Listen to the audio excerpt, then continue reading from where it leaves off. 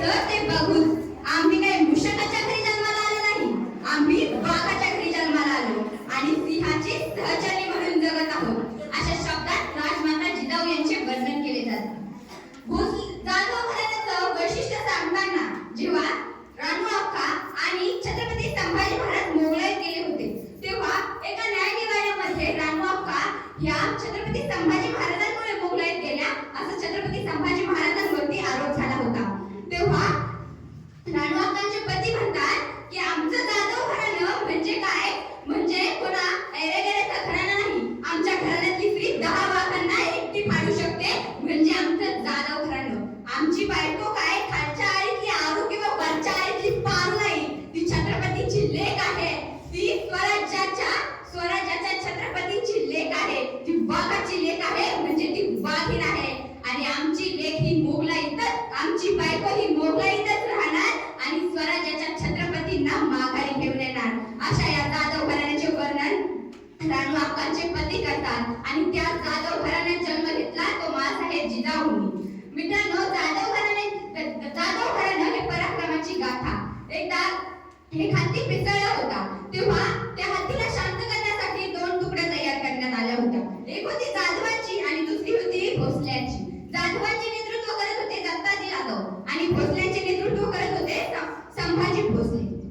तेव्हा दत्ताजी जाधवांकडून एक वार झाला तो संभाजी भोसल्यांवरती. संभाजी भोसले गतप्राण झाले. संभाजी भोसलेचा मृत्यूचा बदला घेण्यासाठी शहाजी राजे पुढे आले. शहाजी राजांनी एक वार केला तो दत्ताजी जाधवांवरती. दत्ताजी जाधवही ठार झाले.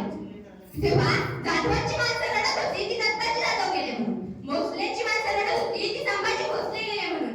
पण माँसाहेबांनी रडावं कोणासाठी? माँसाहेब जिजाऊंनी रडावं कोणासाठी? त्या रडत होत्या ती या स्वराज्यासाठी, ते रडत होत्या ते या स्वराज्यासाठी. त्या भवानी मातेच्या दरबारात गेल्या आणि मातेला म्हणाल्या, माते मला एक असा पुत्र दे जो स्वराज्य निर्माण करेल. माते मला एक असा पुत्र दे जो रयतेचे आणि शेतकऱ्यांचे राज्य आणेल. आणि 19 फेब्रुवारी 1630 रोजी माँसाहेब जिजाऊंच्या पोटी एक वाघ जन्मला. त्याचं नाव होतं छत्रपती शिवाजी महाराज. छत्रपती ही पदवी जेव्हा छत्रपती शिवाजी महाराजांनी तोरणागडाला स्वराज्याचं तोरण बांधलं आणि राज्याभिषेक सोहळा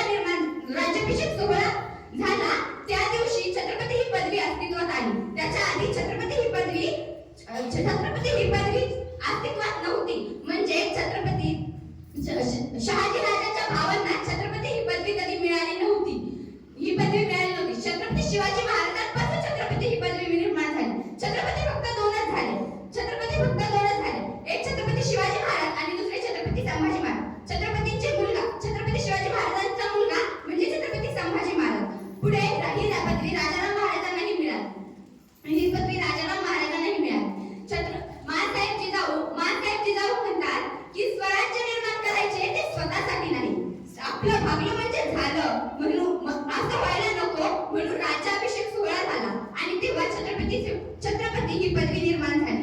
म्हणजे छत्रपती या शब्दाचा अर्थ माँसाहेब जिजाऊ सांगताना म्हणतात की छत्रपती म्हणजे रयतेवर छत्र धरणारा छत्रपती. छत्रपती म्हणजे रयतेच्या सुखासाठी ऊन झेलणारा छत्र म्हणजे छत्रपती. म्हणजे छत्रपती शिवाजी महाराज. जे काय रंजले गांजले त्यासी म्हणे जो आपुले. जे काय रंजले गांजले त्यासी म्हणे जो आपुले. साधू तोचे ओळखावा देव तेथेची जाणावा. साधू तोचे ओळखावा देव तेथेची जाणावा असं तुकाराम महाराज म्हणतात. म्हणजे आपण छत्रपती शिवाजी महाराजांमध्ये देव ओळखला, देव तेथेची जाणावा. धन्यवाद.